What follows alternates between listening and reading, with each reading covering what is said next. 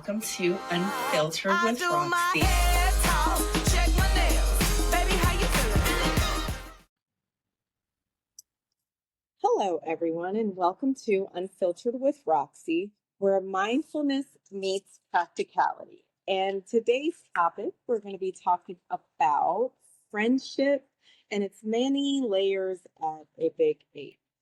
And so, friendship has always been one of the most powerful forces in my life, not just in good times, but especially in the hard ones. And I believe friendship comes in many forms: the neighbor who checks in, the family member who becomes your confidant, the work friend who sees your value, or the hobby buddy who keeps you going. Every single one matters. And today, as I share stories and insights, I want you to think about the different types of friends you have and how you show up as the kind of friend you would want to have. So there are different kind of friends, and we're going to talk about these different ones. Neighbors or hobby friends. Sometimes you just need people around. Neighbors, gym buddies, hobby partners. They may not know your whole story, but they bring joy and encouragement to your daily rhythm. That kind of friend is valuable. Close friends. Then there are those soul deep friends, the ones who keep your secrets, check on you when you're quiet, and do the unglamorous heavy lifts with you. And family friends. And sometimes through marriage or family connections, a new friend shows up and becomes a blessing you didn't expect. Which brings me to the project you're seeing now. This project with my friend Deanna, we were out cleaning the front of her yard, and this is a task no one wants to do. I mean, it was a lot. As you see, it was a lot of weeds, it's a lot of vines.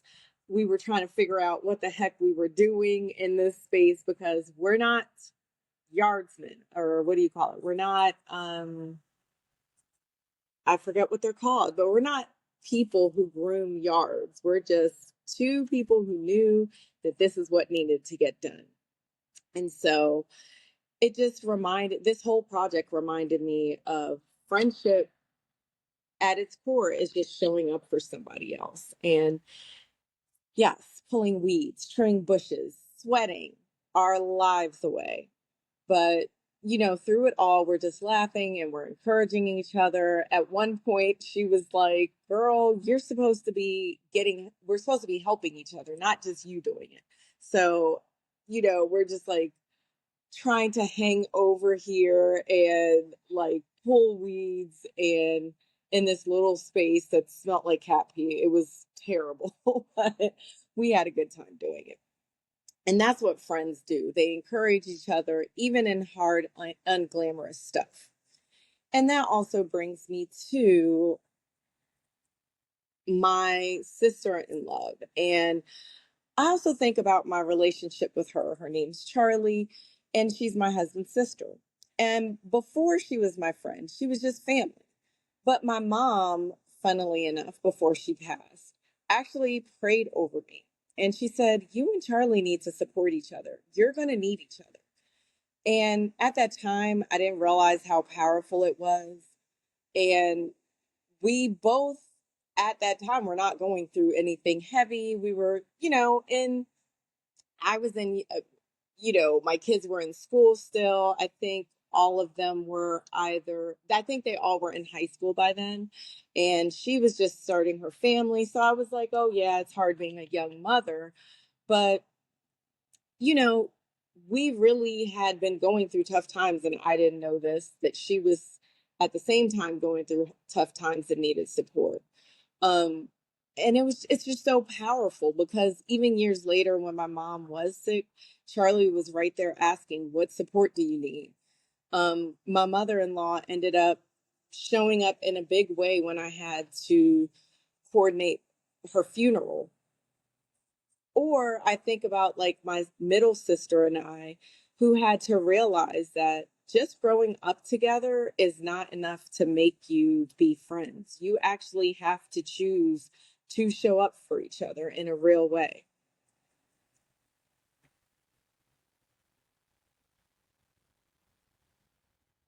And that's when I realized being family doesn't mean you're going to be friends. It's not out of obligation. It's because you want to be there for that person and you love them. And so this is just Dee and I are trimming some bushes. She was really good at it. I even told her, I was like, this is like your new hobby. You need to get out here and do this more often. She really was good at it. So yes, people say you can't be friends at work, but this I think is a fallacy. Work friendships have a place. Now you have to test them. Like, don't tell everyone everything, but there are people who are showing up for you in the workspace and they are friends. Honestly, some of my best opportunities and support have come from people I met on the job. Work friends have showed up for me in a real way, not just in projects, but in real life, like coming to my mom's funeral, like giving me opportunities because they knew I could do the work that needed to be contracted out. So they reminded me of my value, they encouraged me to keep going, and they stood up with me in hard seasons. Work friendships can be powerful if we let them. Friendship is also about heavy lifting. Sometimes it's not pretty. Oh, and this is a woodpecker that we had sighted in the tree. He was making so much noise. He was so happy that we were out there, I guess, cleaning up. Yes. So, like doing a yard project, many hands make the work light. And when you can laugh, sweat, and finish something together, you walk away stronger, prouder, and more connected. To me, being a true friend is showing up even when it's inconvenient, keeping secrets and protecting trust, checking on your people even when they say they're fine, seeing when someone needs help and just doing it without being asked. Those kind of friends are rare, but they make life rich. I always wanted that kind of friendship, but now I realize for me that it's not just one best friend that can do all those things, guys. It's more than one person, and that doesn't mean that those people that are showing up as friends for you are going to be there forever, which when I was in my 30s made me really sad. I thought I want all the people to be with me the whole journey forever, but it's just not realistic, and that's fine. Because some people they're gonna move away, and you can come back always and pick up at different stages, but we're not always gonna be together. So that was something I had to mature about and enjoy the time that I do have with people and trust the process that God has for me. I think about my son, Anthony, who moved across the country to the West Coast. And he was someone who was really blessed. Like my kids grew up basically in the same neighborhood their whole life. So they weren't moving around to different schools. They had the same group of friends. And when he moved to the West Coast, it was a lot because it's like he had friends from high school, he had friends that he really loved in college, and he had to really make a choice to show up for them and make peace with the fact that it's going to be in a different way now. It's not going to be the same way it was before.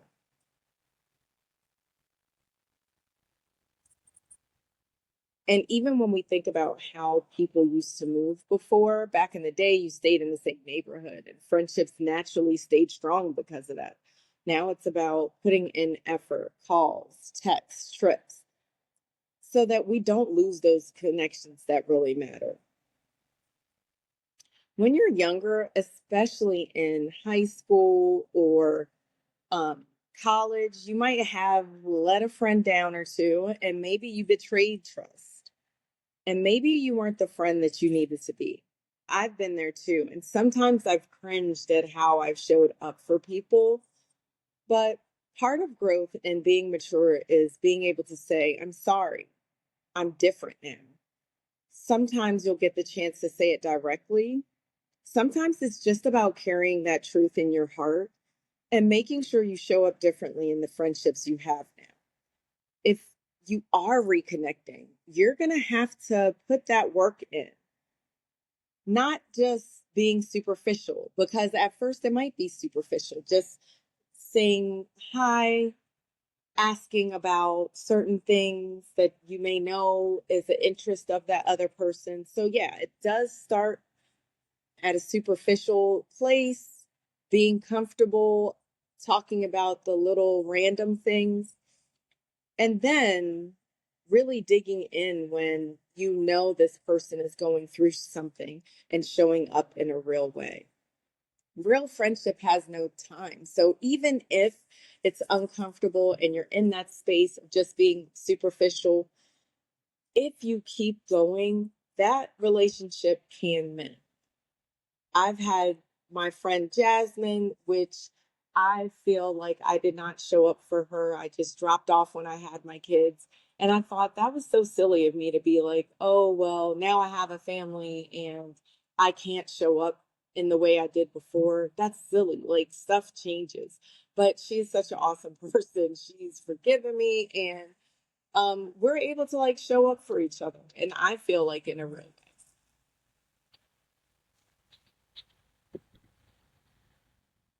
There were so many weeds in our yard work video. It's really funny. We were squatting and really putting some work in,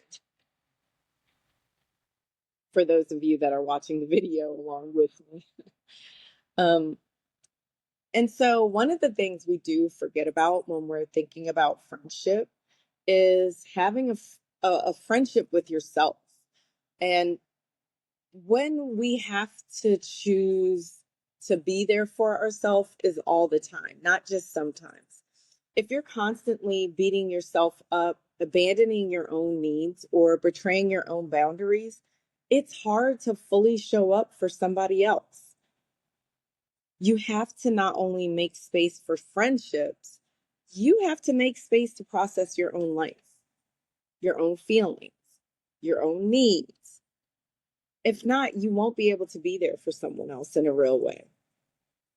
Instead, you'll find yourself frustrated, feeling like others aren't showing up for you, when in reality, you just have not shown up for yourself. But when you create that space, when you tend to your inner world, you naturally show up as a better friend. You're not reaching for others out of emptiness. You're reaching for them from a place of fullness, from presence, from love. And just very quickly, I wanted to add in here that this is why I'm so about self-care and making space for my feelings and emotions. Not necessarily that I have to tell everyone those emotions or process every little thing all the time, but when they come up in my spirit and my heart and my mind, why am I upset? Why is my heart pounding? Why do I feel like I'm upset with this person right now? And most of the time, it's because I did not take time to work out, to journal, to take a shower, even sometimes. Like if I get up and I'm just like, oh my goodness, I just need to show up in the workspace, I'm going to be resentful about that work day, even though it's not the people, right? It's me choosing not to take care of myself. So one of the things that my husband and I have um, implemented is waking up early to do all the little silly things that seem silly but are important to us. And we don't necessarily talk to each other in the morning that much, but we do take time to read our Bible, to I take time to journal. I take time to meditate. I make sure that I clean up and do my dishes because that makes me feel good. And even though I may not start every day the same way, I make sure that I'm prioritizing those things um, so that I can show up from a place of fullness. That's what it means to fill your cup. That's what it means to show up for yourself, is making sure the things that you feel are important are being tended to. And see what I'm saying? If you're watching the video for this podcast, you will see Deanna really did a great job on these bushes that we also found out had poison ivy in them. That was not fun finding that out because thank goodness we were fully clothed. I took a shower right away, put hand sanitizer all over wherever might have touched the poison ivy. And we actually found this out because down the street had a sign. They had poison ivy all over this tree, which I don't know why they didn't just spray it. Maybe because it's a lot of little kids, but I think poison ivy is poison. So poison ivy spray or poison ivy itself, I would just try to kill it. But yeah, so there's that side note about that. Friendship is one of the beautifulest parts of life. It takes many forms: family, neighbors, coworkers, old friends, new friends. But at the end of the day, real friendship is about showing up, lifting each other up, being present in both the joyful and the hard times. And even though the hard times, we don't know what they're going to be, it could be sickness, it could be losing a car and having to ask for a ride. It could be not having enough money to get food. Like those things are already hard. We need to really find a way to show up for each other that is not judgmental, that is being gentle, because the time for us to show up for people who had to follow their own path. Everyone has to follow their own path. And let's say they are struggling because they decided to follow their own path. That's fine. Everything is for a reason. We don't need to judge them. We just need to show up in kindness, in love, in peace. I'm really struggling with this vine. I have no idea why it was so strong into this bush.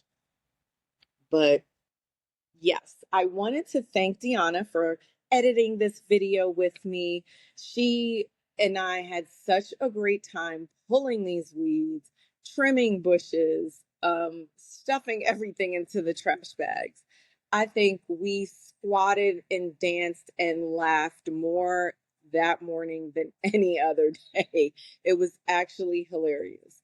But the gift of friendship is that it makes even the heaviest work feel light, even the heaviest things, you know. And if you have that, those people that are showing up in those spaces for you, not only to rustle and tussle with weeds, but I remember having gym friends that would be like, I really missed you. I'm so glad I saw you today. And that would encourage me for the next time I saw them.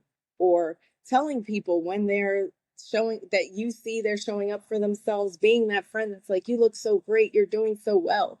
Because a lot of times it's far and little in between, right? So just showing up for each other, for our friendships in a non judgmental way. And if there is judgment and it's a pattern of judgment, maybe that's not friendship for you. So, as a recap, friends may be there for you the whole lifespan, a portion of your lifespan. They could be close, they could be something a little bit not as close, but still show up for you in a real way. And not one person is going to show up and be that best friend. Yes, we're going to have friends that we love and that have been with us from when we're little, but they're all kind of friends. And we should make space for people, not just say, well, I have my friendship circle and no more. We have to make space for new friends, old friends, and know that real friendship, no matter what, it's going to be there for us. If it's real, you're going to be able to not see that person for years and it pick up again. Okay, so I just want you to remember that it's not, friendship is, I never said you have to call or text that person every day. I said you just have to show up in a real way for them, in an authentic way. And sometimes that means doing yard work together. Sometimes that means changing diapers for that person. If their kids are still small and you're babysitting, yes, if you're really trying to show up for them, they may need that help. Okay. So just keep that in mind. And always, if you can subscribe, and share this message for someone that you think needs it, please do. This helps me touch even more people. At first, I was thinking of something superficial like, oh, I just want all these YouTube followers so that I can maybe, um, just so I can have a real page. And it's like, no, I'm doing this because I care about people and I don't want them to have to repeat or learn hard lessons for no reason. I feel that we can all share from each other's knowledge and light.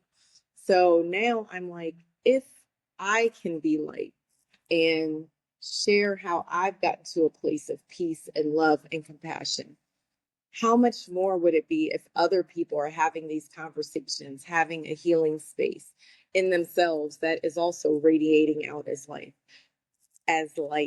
and transforming other people?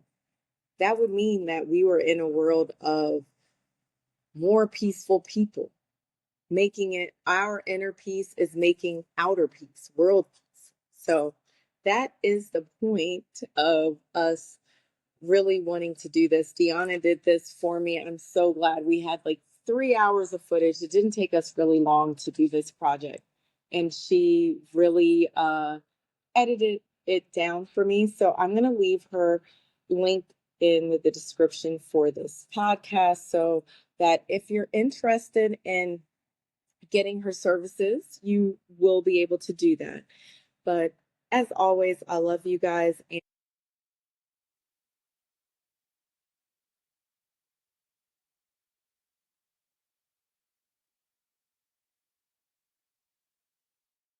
Oh, get back in the cut. Ooh.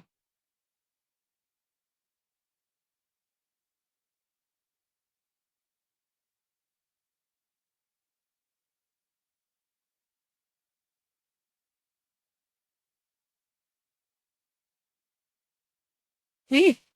Yep. I'm just saying, look at all our green. A lot was done today.